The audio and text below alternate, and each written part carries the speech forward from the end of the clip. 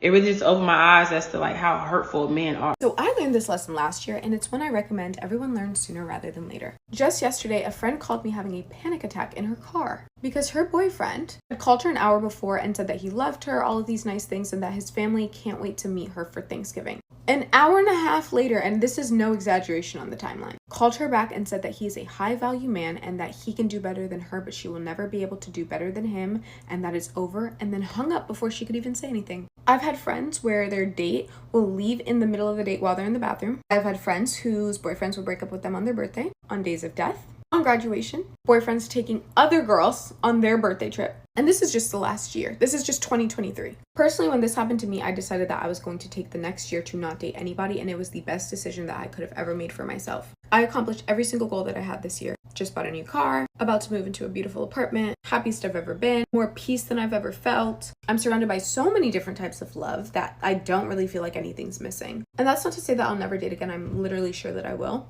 But as a girl who has high standards and values, you cannot vet for a man blindsiding you. I consider myself like very like in the know, and it happened to me. Even looking back now, I'm like, I could have never predicted that. Be careful, invest in yourself. Just invest in yourself. The right person will come along, but be very picky. Do not let everybody just date you. It is not worth it. It is not worth your peace. It is not worth your time. Don't do it. Men are so used to having no emotional intelligence that they'll tell you how they abused someone and not even realize that what they were doing was abuse. Story time. I have this person who I see frequently. But basically, I was with him and a friend, and we were having drinks. He was paying. And so he shows me this girl who he had been talking to. She was so beautiful. And I'm like, wow, this girl is stunning. He's like, yeah, I got with her. I was like, you got with her? You? He was like, yeah. And this was actually one of my really close friends' ex. And so the whole time I'm in disbelief. And he has like this really smug look on his face. And then he says, even my friends didn't believe me when I said I got with her. So while we were in the middle of intimacy, I pulled out my phone and recorded it because I knew they wouldn't believe me otherwise. Me and the girl who was with me, we just looked at him and we were like, whoa, that is literally assault. And then she literally said that. She's like, that's assault. And he's like, oh, no, it's not. No, it's not. I just did it because my friends weren't going to believe me. And we're like, yeah, but she didn't know that you were recording and you didn't ask her. I say all this to say that men will know something will not work out, but they'll be in it for the ride of however long it benefits them. You guys can have a fundamental incompatible value that clashes, and just because they want access to you, even though you bring up that, oh, like this probably will get in the way of us being able to connect, they'll be like, no, it won't. Like, we'll be good.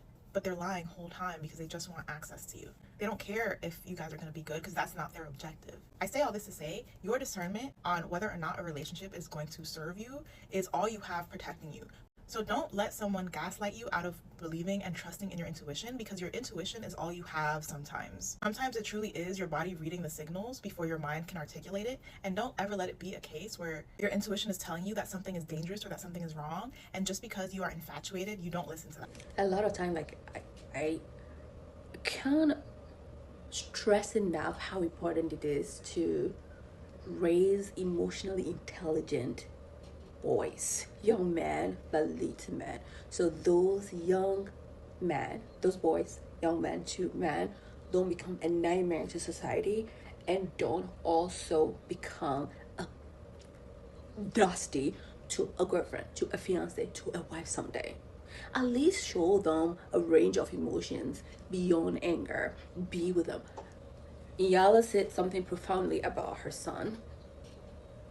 Nurture your sons from a heart place, not just from an aggressive place and making money being the only thing that makes them manly enough in society.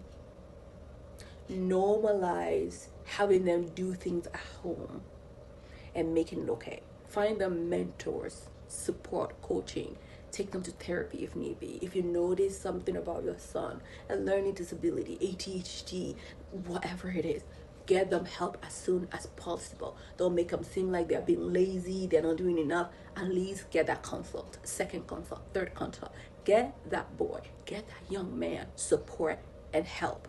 Get that man into positive environment where he can be exposed to seeing that men are able to have other emotions beyond just joy or numbing and anger and mistreating women. A lot of these video games these days are so violent. So really looking into making sure beyond these things that I said to minimize the exposure to constantly seeing violent things, exposing them to violent environment, violence in video games, and slowly the subconscious mind will clock it as being normal. And this is what the misogyny normalizes. So if they see in video games, in movies, whatever, and they have all these aggressive behaviors with their siblings or their peers, they're gonna think it's okay to do that. And it's okay to do that to women, to children. If young boys come into this earth and the different way we're showing them as they grow from 1, 2, 3, 4 years, they'll be totally different things. We look at so many things, crime, unaliving. I'm trying to make sure I use the right words so I don't get banned here. Majority of time, those things are perpetrated by men. Essay, different problems, broken homes, issues with poverty, and issues with DV. Majority. I tell people all the time, he's abusive to control you. And people are always like, why though? Like, why would anybody want to control somebody? Why would that be the goal? Let's talk about Chuck Derry. He's the director and co-founder of the Gender Violence Institute. People are so interested, right? What are the root causes of abuse? Like, why? Why are they abusive? And the truth is, we all want to know. And that's why Why Does He Do That by Lundy Bancroft is a best-selling book. So one night, Chuck's hosting a group and he asks all these men, what are the benefits of being abusive towards your spouse? And they all start like looking at each other like, what are you talking about? There's no benefits. So he's not surprised, but he presses along and he was like, well, come on, there's got to be some benefits. Otherwise, why would you do it? Now, all it took was one man who said one benefit, and then the rest of the men started to chime in with all of their benefits. You have got to hear this list. Now, right before I get into the list, let me tell you why this is so important. You think he couldn't possibly be doing this on purpose, right? It must be childhood trauma. It must be insert excuse here. These are the reasons listed by the abusers themselves. She's scared and she won't go out and spend money. You get your way. You get to go out. Respect. She won't argue.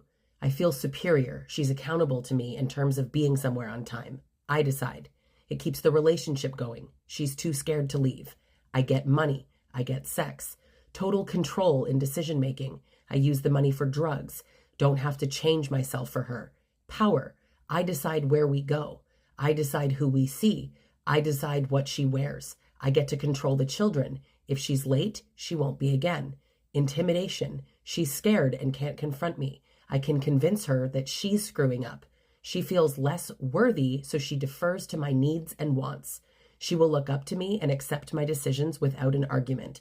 I decide her social life and what she wears, so you can keep your image by how she acts. She's to blame for the battering. She's an object. I get a robot babysitter made sex food. It's an ego booster. She tells me that I'm great. Bragging rights. If she works, I get her money. I get her to quit her job so that she can take care of the house. I isolate her so her friends can't confront me. Decide how the money is spent. I'm the breadwinner. I buy the toys I want. I make time for myself. She has to depend on me if I break her stuff. I get to know everything. She's a nursemaid. She comforts me. Dinner's on the table. I invite friends over without her knowing, and that's more work for her. No compromise equals more freedom. Don't have to listen to her complaints about not letting her know stuff. She works for me. I don't have to help out. I don't have to hang out with her or the kids. I don't have to get up, take the garbage out, watch the kids, do the dishes, get up at night with the kids, do laundry, change diapers, clean the house, bring kids to appointments or activities, mop the floors, or clean the refrigerator. I don't answer to anybody. I do what I want when I want to. I get to ignore or deny my history of violence and other irresponsible behavior. I get to rewrite history. I get to determine the future. I get to determine what values the kids have, who they play with, what school they go to. I get to ignore her in the process, and I get to dictate what they need, food, clothes, recreation, etc. I get to dictate reality. I get the kids on my side and against her. The kids will do what I say. I get to mold the kids and her so that they will do what I want them to do. She keeps kids quiet about the abuse. Choose the battles and what it will cost her. It proves my superiority. I get to win all the arguments. I don't have to listen to her wishes, complaints, anger, fears, etc. I make the rules. I can break them when I want. She won't go get help against you for past beatings because she has no friends to support her and is confused by my lies. I convince her she's nuts. I convince her she's unattractive. I convince her that she's to blame. I convince her that she's the problem. I can dump on her. I can use the kids to spy on her. The kids won't tell mom what I did. The kids won't disagree with me. I don't actually have to talk to her. I'm the king of the castle. I can make myself scarce. I have someone to unload on. I have someone to bitch at. She won't call the police. I tell the kids that they don't have to listen to mom. I can get her to drop the charges. I can get her to support me, to her family, my family, the cops, judges, children welfare, prosecutors. I can get her to support me, to her family, my family, cops, judges, children's welfare, prosecutors, etc. And I can get her to admit that it's her fault. So then Chuck asks them, well, would you ever give this up? Why might you give this up? And here's what they said. They would only give it up to avoid getting arrested, avoid divorce, avoid getting a protection order taken out against them. They don't want their adult children to not invite them to their weddings, and they don't want to have to go to groups like that one. Do not ever think that these men are not doing it on purpose, that they do not know exactly what they are doing. They admit it when they are asked. I am up to here with people saying that it's about childhood trauma. They haven't learned. Their mom was mean. Their ex was a B word. I'm so tired of all of the excuses. Men are abusive because they choose to be abusive. And that is the end of it. Full stop. Period. The end. Stop with the excuses. Never trust a man that plays a victim. These are the type of men that do not know how to communicate, and they don't understand the importance of mental stimulation. They will never be able to accept accountability for their actions because they're going to blame other people. These type of men are extremely insecure. These type of men will physically and or emotionally abuse you. Like they will punch you or call you out your name and then blame you for their actions. These type of men do not like to be confronted when they're wrong. They will resort to violent actions or excessive violent verbal aggression. They will victimize you and play the victim. They never change because they don't think they are the problem.